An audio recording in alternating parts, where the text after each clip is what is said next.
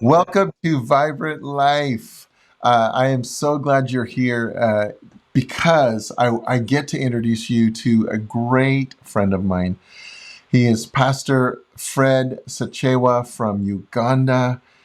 He is just truly doing an incredible work at transforming an entire region of Uganda. The region's called Rakai.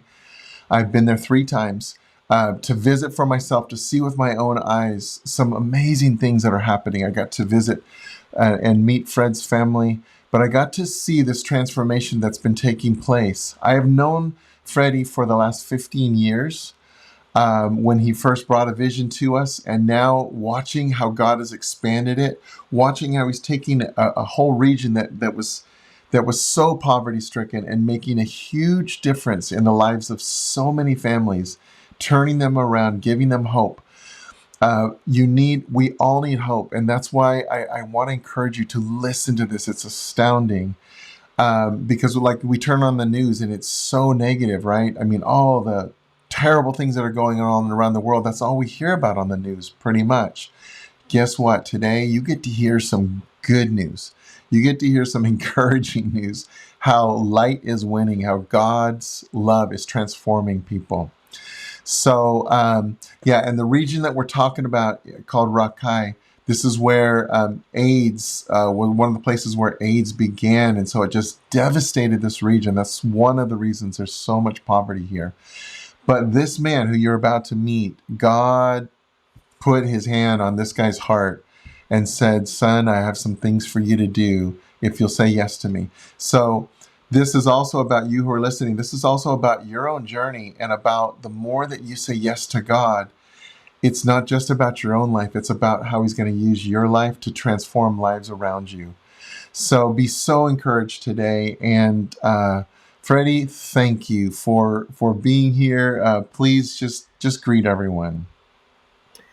Thank you, Pastor Brent. I'm so glad to be on this call today and to share with you our story, and to the viewers and the listeners to hear what God is doing. I come from Uganda, as you've said, East Africa, near the border with Tanzania, a region called Rakai. And that's where I come from. This is one of the regions known in the whole world, one of the most devastated places with HIV and AIDS, and now poverty added on.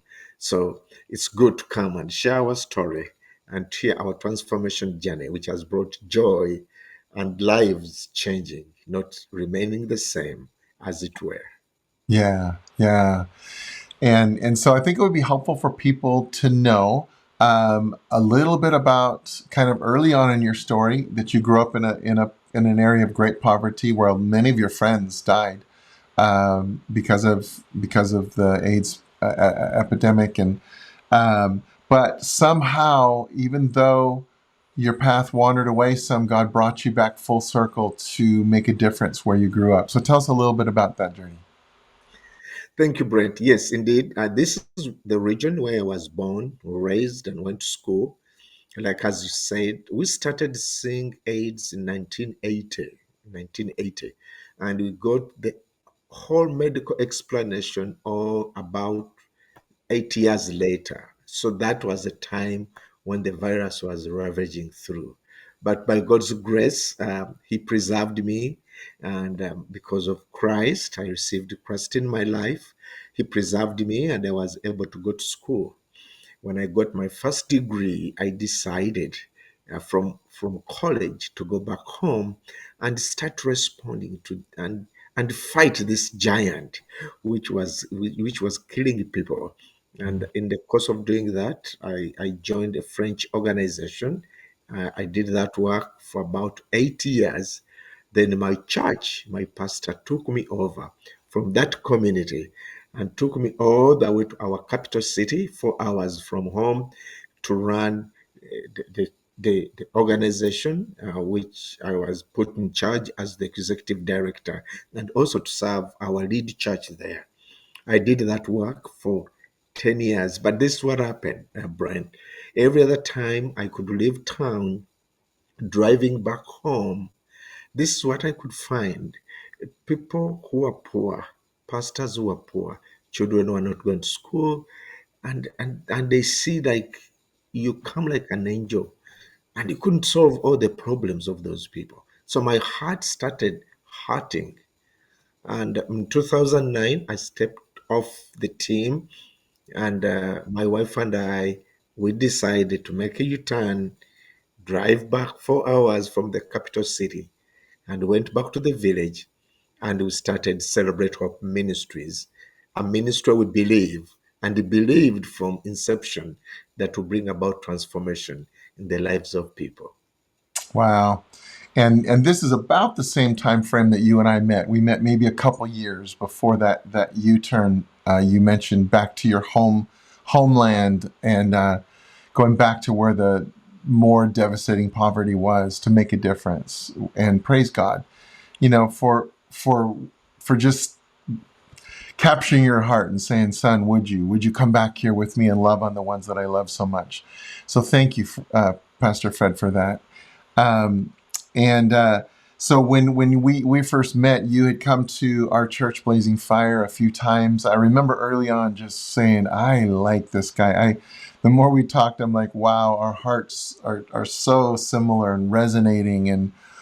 And so the more times you came back, then I started to hear for the first time about this vision that you had, a vision to for somehow working with the local pastors in the different villages so that you could organize something through sponsoring children to help families to grow coffee farms. That was kind of the initial stages. Already, that's a huge vision because you kept adding to it as the years went on. But that's the vision you first brought to us, and I could see it with you. Maybe not as clearly as you could, but I'm like, I know Freddie's heart. I know it's good, and I knew God was with you, and so just to watch the transformation of what's happened has been astounding. But why don't you start with what was that original vision? How did you get it started to implementing it so that it could keep expanding like it is today? Thank you, Brent.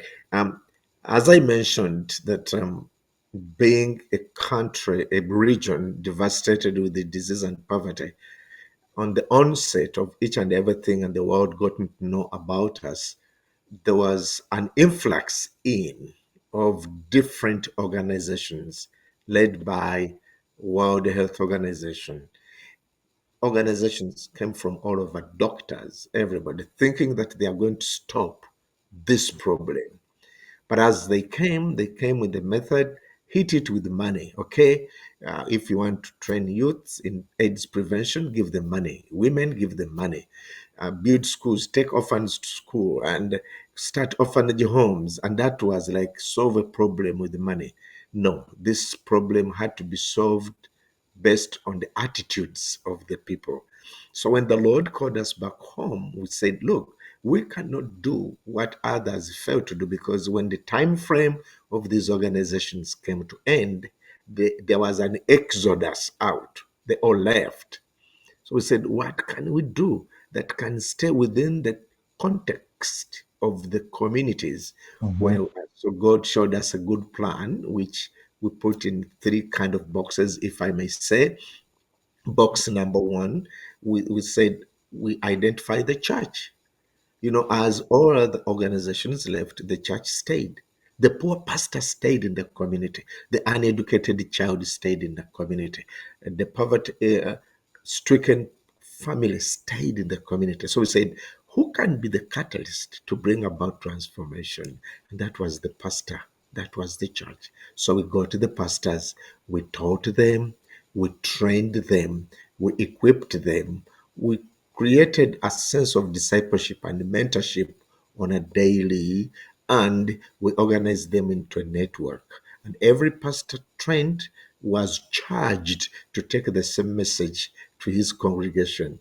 And from that, families started embracing the whole message to do with their hearts, but also a message focusing them to the well being of their families. So when they got charged, the pastor, together with those aligned with him, were transferred into box number 2, which is where business and transformation begins from.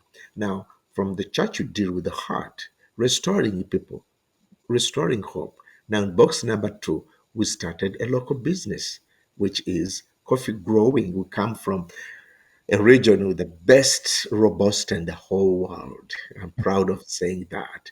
And we said, this is the business we can do. This coffee has been here, but undeveloped. So the pastor, with the encouragement of the people, brings them into box number 2. We start coffee farming.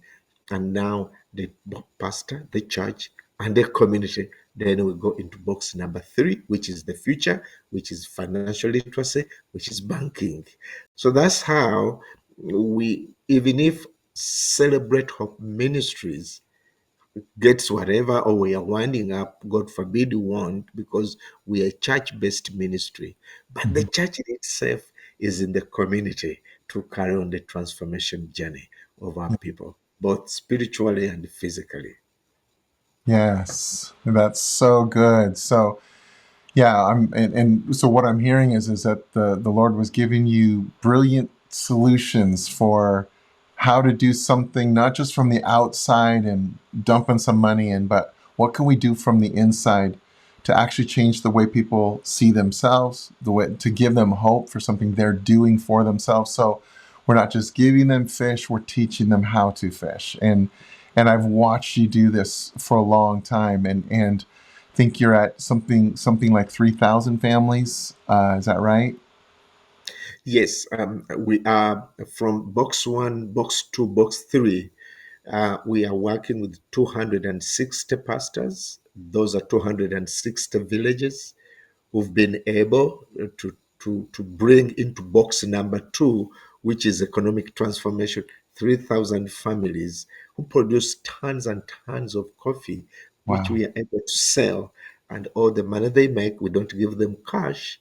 Instead, we developed a system. We give them coupons because we need to facilitate them through financial literacy. Somehow, even if one makes as little money as it is, one has to learn how to handle that money. So Hmm. that coupon out of their coffee sales, they take it into the bank to start building savings and being focused to the future. So we have planted 2.8 million coffee seedlings, Wow. and we have developed pretty close to 10,000 acres of land, which was Wow. idle, but now being productive. Yes. Wow. Wow. I mean, and I've watched it with my eyes, but what's hard for me to even keep remembering is at one time 15 years ago, this was just an idea. It was a vision, it was a dream. And for those of you watching, that's how these things start. God just plants a dream, a vision, and almost always his dreams are, yes, he wants to bless you as an individual, me as an individual, but really his dreams are about blessing others and about making the community you live in, you know, building them up and bringing up their ability to live in a way that God had intended. And so that, gosh, just to think about those numbers is amazing. But I also know those numbers are about individual families, individual children, and my wife and I sponsored a child. We got her name's Jovia. We got to go and see her and her big brother. That was so fun, and to see the farm they have now, the coffee farm. That was beautiful.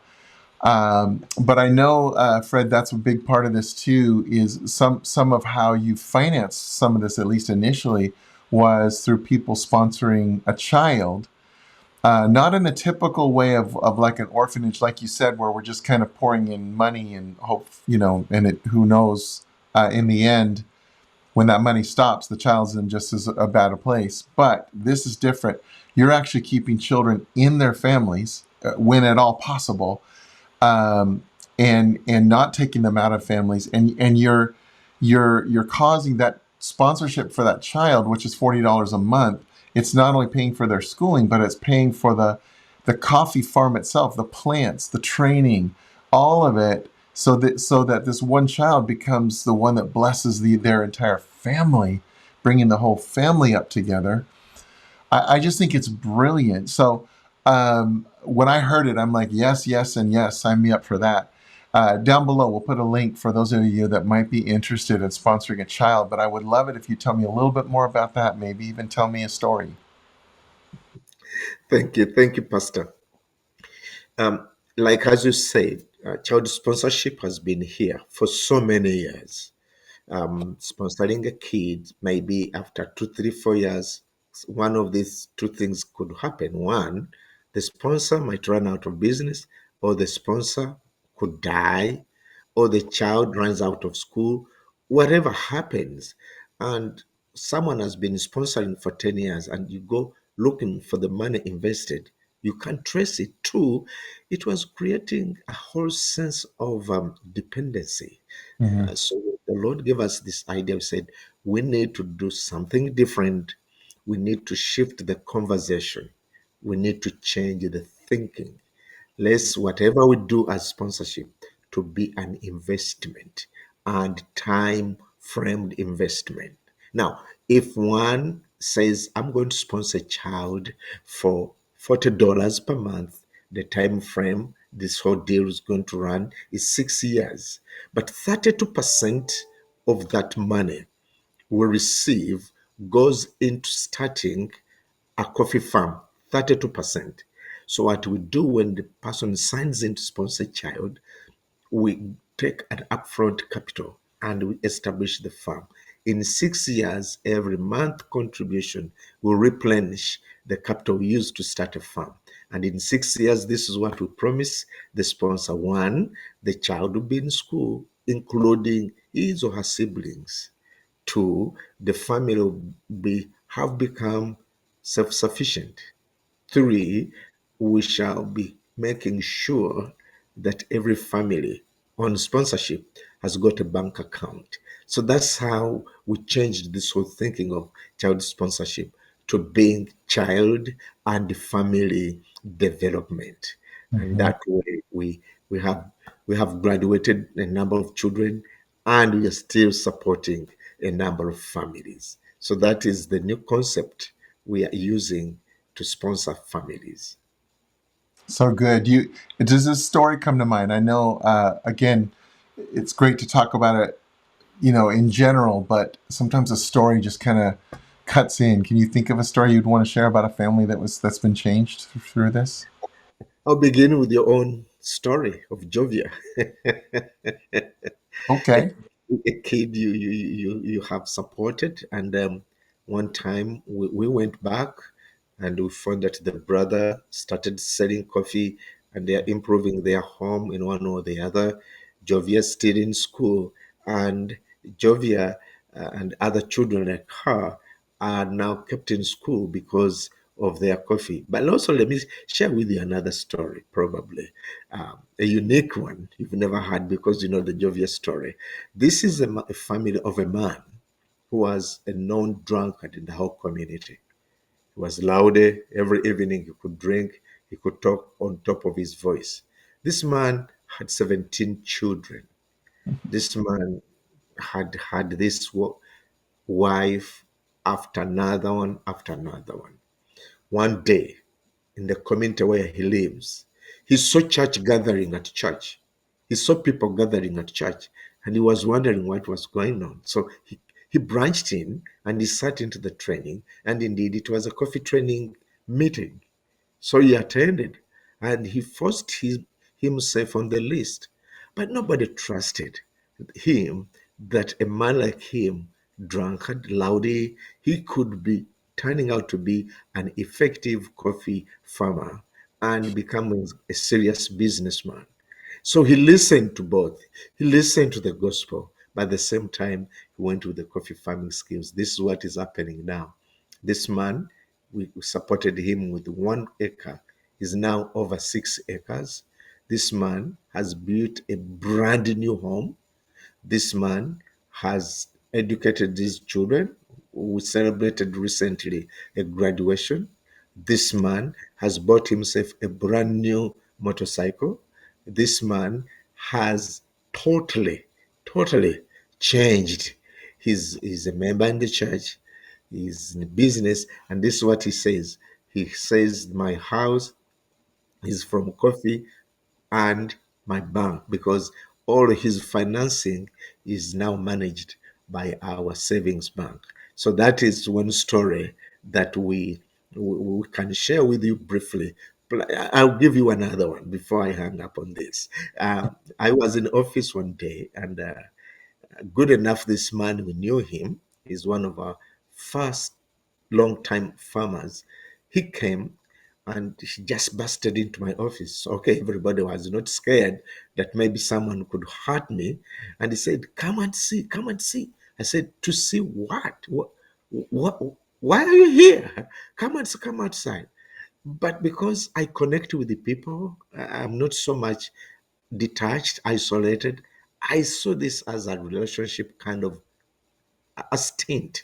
So I got out. Indeed, this man had bought himself a brand new motorcycle. And he said, "Sit on our coffee motorcycle." Now, this man was hardly knowing how to ride a motorcycle. So after half a minute on this motorcycle, I said, "Okay, I've seen you bought it. Enough is enough. I don't want to break my bonds." But those, like a few among so many stories of success we have seen in this Wow. world. Yeah. And I've because I visited and seen some of the farms. I know too there are just a different story I remember, but a grandmother, because the parents had died, there was a grandmother with her grandchildren. And I remember this woman that older woman, older in life woman, and yet once she got the concept that the coffee was actually giving financial gain back, she also could realize, oh, I can reinvest and buy more and more coffee plants and grow my farm. I love stories like that. Are you kidding me? In other words, those that actually see it, that see the way out, they are embracing it, and these people who were living in terrible poverty, many of them are their whole lives are turned around. And I want to just remind those of you that have not lived in a third world country, it's hard for you to understand because I went and saw some of the things they called houses that were just mud packed around sticks, with a dirt floor that would get wet in the rain. That was their home because it's what they had, it's what they knew to do. They were surviving. And so to talk about somebody, this first man you mentioned who built a home, bought a motorcycle, some of us might be thinking, what's the big deal? Oh, this is a huge deal. And saving for the future when most people in a poverty mindset, they're trying to make it today, through today. Can I find enough food and water for today? So I just want to underscore what a big shift is going on in thousands of families that keeps growing. Here's another thing I know you did, and I, I'm just going to share it real quick and skip on it because I actually want to get to a different question for you, okay? But I know you're so ingenious. You keep the Lord is giving you brilliant plans. I know it's the Lord, but you're saying yes. But I know, to give the farmer more and more of the income. I know you've along the way purchased trucks. You purchased coffee processing plants. You're taking out all the middlemen so that the people working the farm get more and more of the money that they've worked so hard for, which I just think is brilliant. Lately, you were talking about macadamia trees now that you're starting to grow in the midst of the coffee farms because that's going to produce a whole lot more income. I just think you're brilliant, Fred, and I know it's the Lord, but I also know it's you and your brilliance and saying yes to Him. And the reason why I kind of just skipped through that is because I wanted to actually ask you about the crazy favor. For those of you listening, Fred lived in a part of the world where most people didn't even know it existed. Plain and simple. It was off the map, and according to most people, they didn't know it was there. But now, because of what Fred is doing in this region, and because it's having such a huge impact, there are now people, his own Ugandan government knows who he is and saying, how are you doing this? How can we reproduce this? But more than that, people from other countries are finding out about him and saying, please tell us what's the secret. So I just had to brag on you for a minute because I want people to understand that this is highly unusual what you're doing and the impact and the success you're having and how it keeps growing. Talk to me a little bit about that. Tell me a story about how you're getting noticed and how you're helping other parts of the world now, not just Uganda. Thank you, Pastor. You know, sometimes I'm shy to tell these stories because I don't know. Um, so many stories. Before I get to the specific story I want to give you, let me give you a few other stories we've experienced. We are an evangelical Pentecostal ministry, so to speak. And one would think these mainstream ministries or churches wouldn't recognize us. But a quick snapshot, we have worked with the Episcopalian Anglican Church in Uganda, training the whole diocese in transformation and starting coffee because every of their church has land. We have trained 4 Catholic sister congregations. You know, now imagine they are sent to a pastor, not to a priest, to a pastor, and they with all trust and confidence. And I have them in my hands. We have them in our hands. We train them, and the testimonies are enormous. I got an opportunity, Pastor, to train a whole region of sheikhs and imams. Mm. And the beautiful thing is, uh, I was teaching them the church model because that's what I know best. And we finished that. Recently, I got an opportunity to be watched all over Africa on one of the biggest television networks. Uh, but this is a particular one, and because the story can go on and on and on. One day, I was chairing my management meeting back in my office, and I got a phone call. I said, "Hello." I said, "Hello." He asked, "Is this Fred?" I said, "Yes, sir." "Is this Pastor Fred?" I said, "Yes, sir." He said, "Okay, I'm calling you from the State House." Now, State House is the White House here. I said, "Uh-oh, what is it, sir?" He says, "Okay, are you the one doing the coffee transformation work?" I said, "Yes, sir." He says, "Okay, I'll call you back." He hung. And I was like, "What's going on?" So I looked at my team. I said, "Guys, I don't know what's going on. Let's." I had like a minute of really regaining my momentum in my meeting. So we started all over again and we started discussing. Then the gentleman called me back. He says, "Hello." I said, "Yes, sir." Who is this?" I said, "Oh, this is Pastor Fred. You called me." "Okay, now I know I'm talking to the right person." I said, "Okay, sir." He said, "I'm calling from State House. We are organizing a visit of one of the investors. Actually, she's here, and the president is hearing you right now, and she wants to come and visit and see the system we've built. We'll call you again." I said, "Okay." I was like, is this a scam? Are people setting me up? What is going to happen? So I told my team, I said, "Guys, we need to pray."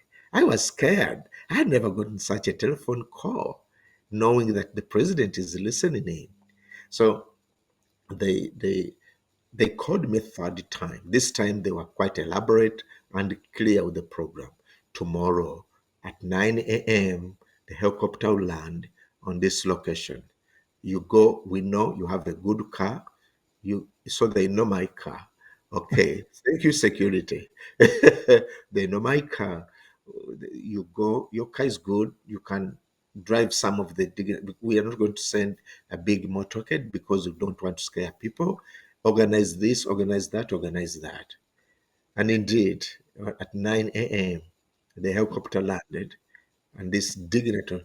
a multi-billion investor from Italy, just dealing direct with the president, had come. Reason she came is because it is only us. We are the only ministry or organization with a traceability system.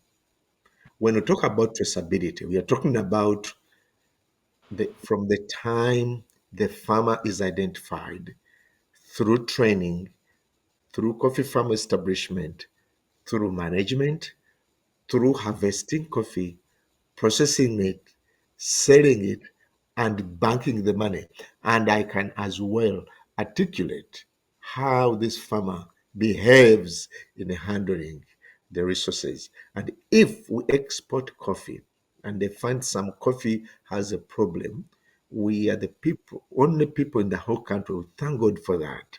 We humbly share this, that we can go back to our system, and we can trace this container of coffee has this farmer who brought the coffee. Now, if they find that probably the coffee is smelling petrol or any other thing, we go back to these families and find out. Probably we'll find one of these farmers having his motorcycle kept in the same place where he keeps coffee. So we can easily land on the solution, and we put our business right. So Mhm. that is how we got this lady, Anelika, and then she went back to the story continued going, and that is all the way from Italy, wanting to buy all our coffee from the country. She could not buy our coffee readily because all other traders, they don't have a clear traceability system with the data and the farm GPS except us. We thank God for that. Wow. Wow. That has, and that of course has a lot to do with the way that you operate. And I've known Fred 15 years. So those watching, I just want to say this man has incredible integrity.